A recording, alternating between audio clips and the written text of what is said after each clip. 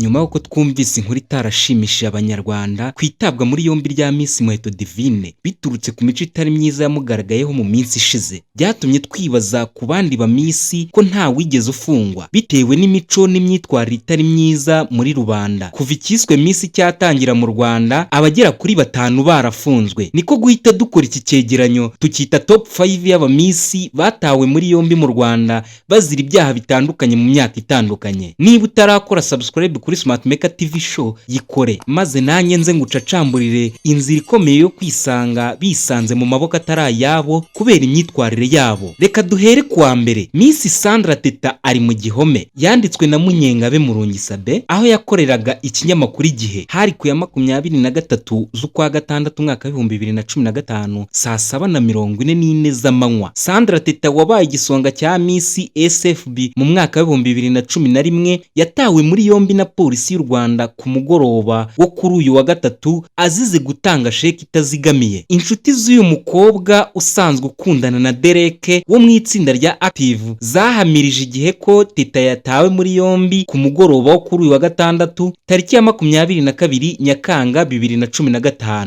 Derek umukunzi wa Miss Sandra Teta abajijwe niba koko uyu mukobwa afunze yahakanye yitarutsa cyane agira ati ego ko ibyo bintu ntabyo nzi, simbizi kabisa, ntabyo nzi. Umuvugizi wa polisi y'u Rwanda mu mujyi wa Kigali SP Modeste Mbabazi yahamirije Igihe ko uyu mukobwa afunze koko akaba akurikiranweho icyaha cyo gutanga sheki itazigamiye yahaye umucuruzi ukomeye i Kigali witwa Nkusi Godfrey. Uko Sandra Teta yaje gutabwa muri yombi, SP Modeste Mbabazi yasobanuye ko polisi y'u Rwanda yafashe uyu mukobwa mu gihe yateguraga ibirori by'imideri bya Rwanda International Fashion Award RIFA biherutse kubera i Kigali, ngo yegereye uwitwa Nkusi Godfrey amusaba ko yamuguriza amafaranga 4,800,000 kugira ngo arangize kwishyura Bebe Cool n'abacuranzi be bari baturutse muri Uganda. Miss Sandra Teta yijeje Nkusi Godfrey mbere y'uko amuha ayo mafaranga ko namuha ayo mafaranga azayamwishyura ibirori birangiye. Teta yabwiye Nkusi ko hari 2,000,000 asanzwe afite kuri konti, hanyuma akazongeraho n'ayazavana mu kwishyuza amatike, bityo akazamwishyura nta mananiza. Nkusi Godfrey ntiyazuyaje, yahise aha Miss Sandra Teta aya mafaranga. Gusa umunsi bavuganyeho kwishyura ugeze, uyu mukobwa abura amafaranga. Uyu mucuruzi yakomeje kumwirukaho amwishyuza, undi ariko ananirwa kuzuza ibyo bumvikanye. Byageze igihe Sandra Teta aha Nkusi Godfrey sheki amubeshya ko yajya kubikuza ayo mafaranga. Undi ageze kuri banki asanga konti y'uyu mukobwa iriho ubusa.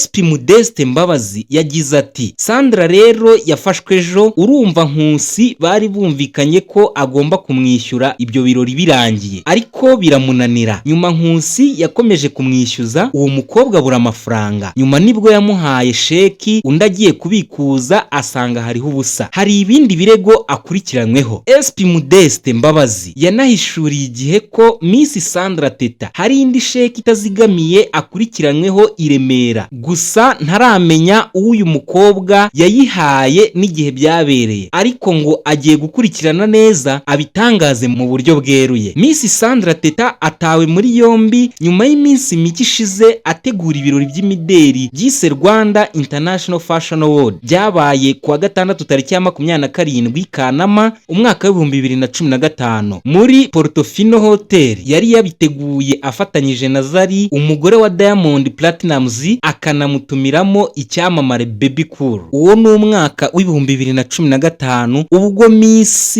Sandra Teta yisanze mu maboko ataraye. Umunyamideri Miss Kate Bashabe afungiye i Gikondo. Iyi nkuru n'ubundi yanditswe na Murungi Sabe Munyengabe ku ya 5 z'ukwa karindwi umwaka wa 2016 saa 4:29 z'ijoro. Kate Catherine Bashabe wamamaye nka Kate yatawe muri yombi na polisi y'u Rwanda akurikiranyweho icyaha cyo gukubita no gukomeretsa bagenzi be babiri. Kate Bashabe washinze inzu y'imideri yitwa Kabash Fashion House afungiwe kuri sitasiyo ya polisi i Gikondo mu karere ka Kicukiro kuva mu ijoro ryo kuri uyu wa mbere tariki ya 4 Nyakanga 2016. Umuvugizi wa polisi y'u Rwanda mu mujyi wa Kigali SP Emmanuel Hitayezu yahamirije igihe ko uyu mukobwa afunzwe ndetse ko batangiye kumukoraho iperereza ryimbitse ku cyaha akurikiranyweho.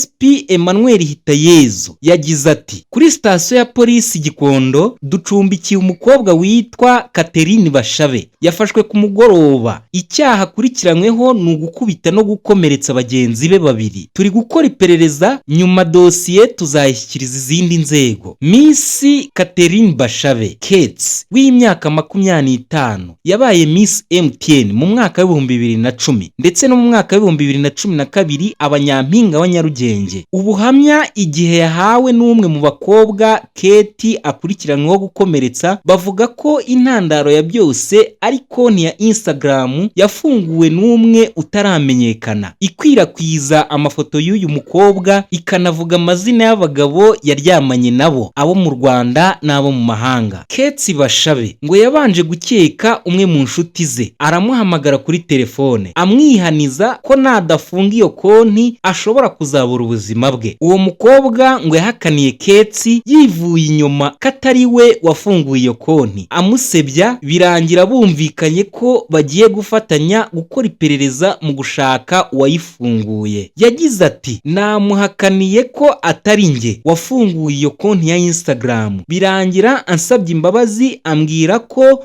mwihanganira ku magambo mabi yambwiye. Ejo nibwo yanyandikiye message ambwira ko akeneye ubufasha bwanjye, yansabye ko musangiwe mu rugo nkamuzanira Heineken enye zikonje. Nahagize turaganira bisanzwe, hashize akanya mbona azanye icyuma aramfata andyamisha ku buriri bwe, amaboko ayazirikira inyuma, ambwira ko nintemera ko ari nge wakoze ya konti ari bunyice. Nabanje kubihakana ariko mbona akomeje gukaza umurego, akankoza icyuma mu maso anyereka ko umunota ku wundi yakintera ngapfa kuko yararakaye cyane. Yongeye ati nagize ubwoba mwemerera ko ari nge wabikoze. Arangije amfata amajwi ndi kubivuga, yantegekaga ibyo mvuga, yantegekaga abo mpamagara tukabivugana. Keti ngo yaketse undi mukobwa w'inshuti yabo bombi ko nawe yaba ari inyuma y'uyu mugambi wo gushinga iyo konti ya Instagram imusebya. Ngo yaje gutegeka uyu mukobwa amusaba guhamagara uwo mugenzi wabo ngo abasange mu rugo kuko bafite ikibazo. Undi yaje bwangu, ahageze nawe ahita azirikwa amaboko ahatwa imigeri n'inshyi. Ati yadukubise twembi aturyamishije hasi, yaduteraga ubwoba cyane ko tugiye gupfa. Nyuma nigiriye inama yo kumwemerera mwinginga musaba ko yaduha amasaha 28 tukaba twasibye iyo konti, ariko nashakaga ko tumucika tukajya kuri polisi. Yaraturekuye, yatubwiye ko yiteguye kujya muri 19:30 ngo nitabikora azatwica yijyane kuri polisi. Abo bakobwa bombi bakimara kuva mu rugo rwa Miss Keti Bashabe batabaje polisi y'u Rwanda ihita ibatabara ndetse ita muri yombi uwakubise,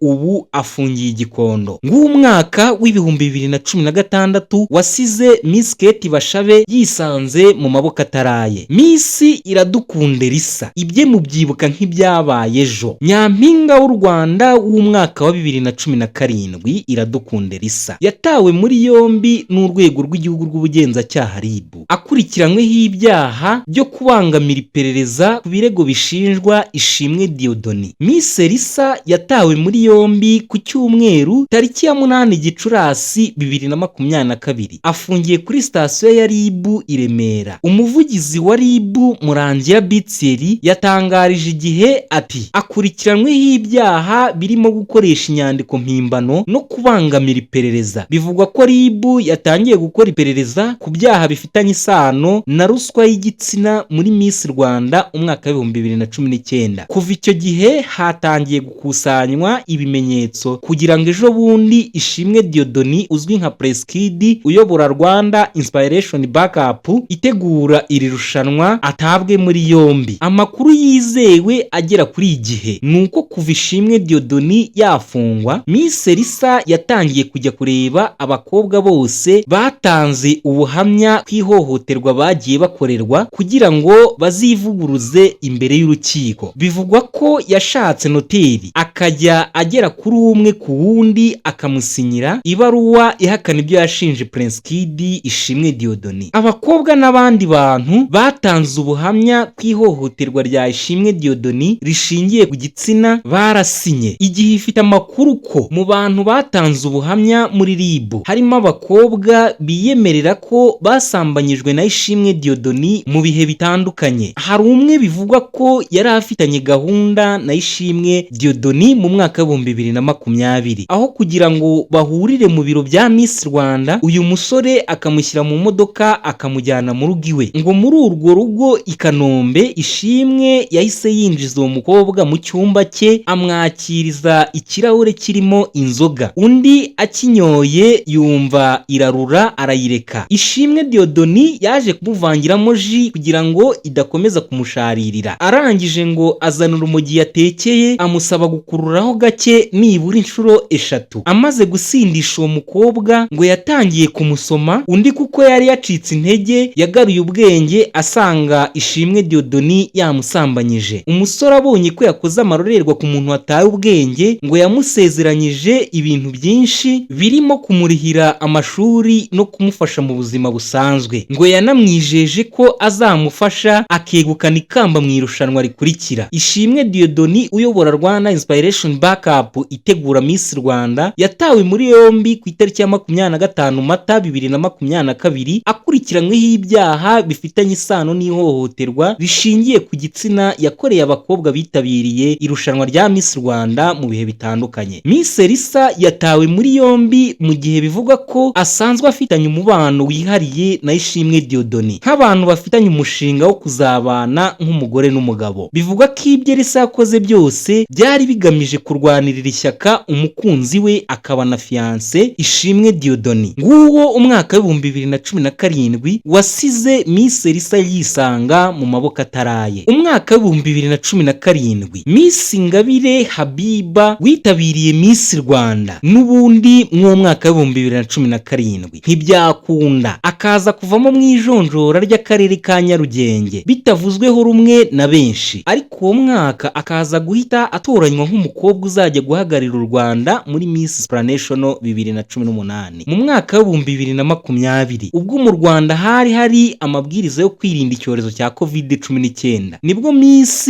Ingabire Habiba yafatiwe mu rugo rw'ibyamamare bibiri Kimenyi Yves n'umugore we Muyango hamwe n'abandi bantu. Abo bose barenze kw'izo ngamba bafatwa na polisi barafungwa. Miss Ingabire Habiba yafunzwe igihe cy'iminsi 5. Miss Ingabire Habiba yisanga mu gihe kingana n'iminsi 5 mu gihome.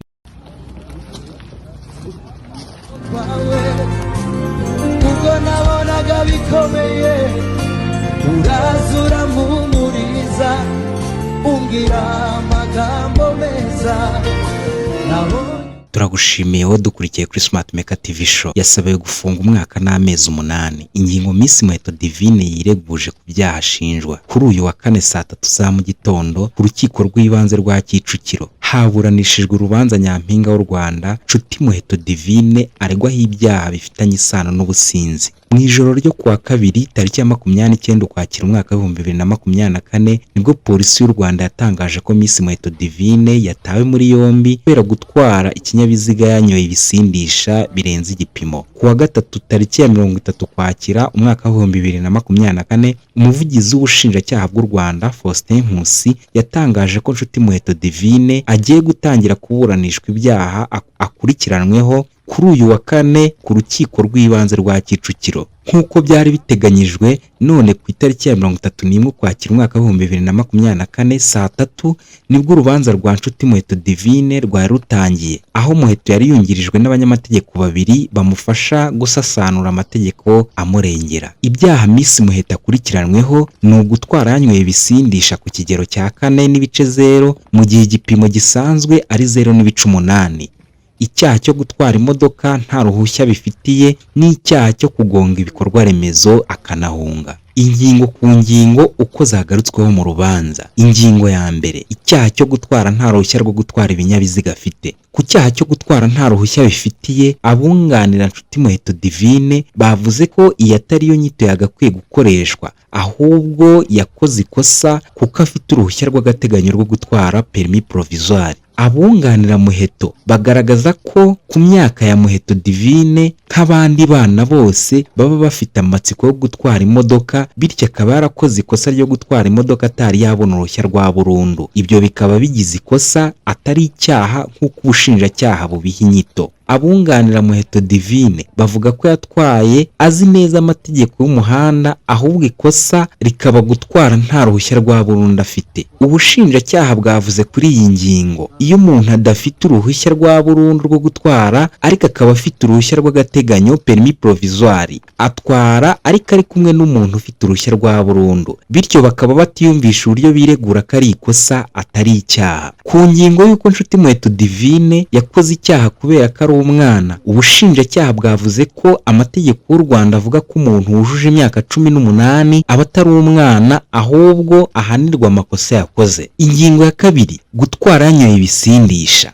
Miss Muheto Divine n'abamwunganira bemera iki cyaha cyo gutwara yanyoye ibisindisha ndetse akanabisabira imbabazi. Ku ngingo yo kugonga ibikorwa remezo akanahunga. Kuri iki cyaha Miss Nshuti-Muheto Divine n'abamwunganira mu mategeko bemera ko yagonze ibikorwa remezo ariko atigeze ahunga, kuko ubwo abashinzwe umutekano bageraga aho yakoreye impanuka yahise ahabasanga. Abunganira Muheto Divine mu mategeko bavuga ko nyuma yo gukora impanuka yitaje ahabereye iyo mpanuka kugira ngo hatagira umuntu umugirira nabi, kuko hari hamaze kuzura abantu benshi barimo banashaka kumufotora. Bemera ko yagonze ipoto ariko atigeze agonga umukindo nk'uko aregwa, kuko ari akantu gato yagonze kakigeze kawangiza. Abunganira Nshuti-Muheto Divine bavuga ko byemezwa ko umuntu yahunze ari uko atanze impamvu ye, bagasanga koko yahungaga inzego za leta, ariko Muheto akaba yarabikoze kubwo kurengera umutekano we atarenze metero 100. Ubushinjacyaha buvuga ko ubwo polisi yahageraga yabanje kubazwa niba ari we wakoze impanuka, akabanza kubeshya avuga ko atari we, bityo bikaba byafatwa ko yari ahunze kubera indi mpamvu atari iy'umutekano we nk'uko yireguye. Aho ubushinjacyaha buvuga ko nta muntu cyangwa se ikintu cyari aho impanuka yabereye cyari guhungabanya umutekano wa Muheto Divine, ndetse ko nyuma yo gukora impanuka nta rwego na rumwe yigeze ahamagara ngo arumenyeshe iby'iyi mpanuka ye, bityo bikaba byafatwa nko kuba yarashakaga gusibanganya ibimenyetso. Nyuma yo kumva impande zombi, abunganira Nshuti-Muheto Divine bongeyeho ko kuba yaranyoye inzoga ari icyorezo kiri mu rubyiruko kandi gishyizwemo imbaraga cyaranduka burundu. Bireguye kandi bavuga ko Nshuti-Muheto Divine atigeze arushya inzego, kuko kuva umunsi wa mbere yemeraga icyaha aregwa ndetse akanasaba imbabazi, bityo akaba akwiye kubabarirwa. Ikindi kandi abunganira Miss Muheto Divine barenzaho ni uko Muheto ari umwe mu bafitiye akamaro igihugu, by'umwihariko mu mushinga wo kurwanya igwingira ry'abana, bityo akaba yacibwa amande gusa agakomeza umushinga we ufitiye runini abanyarwanda muri rusange. Miss Muheto Divine nawe yasabye imbabazi, avuga ko iminsi 11 amaze muri gereza yabonye isomo kandi ko afite ubushake bwo gukosora no kwirinda kongera kugwa mu cyaha. Ku rundi ruhande, ubushinjacyaha bwasabiye Miss Muheto Divine gufunga umwaka n'amezi 8 ndetse agacibwa n'amande y'ibihumbi 220 by'amafaranga y'u Rwanda. Umwanzuro w'uru rubanza uzasomwa ku itariki 6 Ugushyingo umwaka wa 2024 saa 9 z'amanywa ku rukiko rw'ibanze rwa Kicukiro. Niba udukurikiye ku ino shene ukaba utarakora subscribe, yikore dukomeze kubana, turagushimiye. ubwo nabonaga bikomeye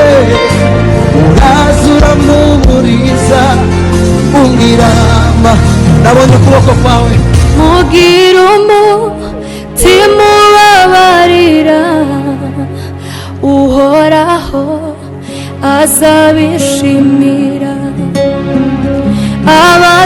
Abacimanza nibababarire, ntibafite kamere y'Imana. Mugira umutima ubabarira, uhoraho azabishimira. Abacimanza nibababarire, ntibafite kamere y'Imana, kuko Imana ihorana urukundo, imbabazi no kugira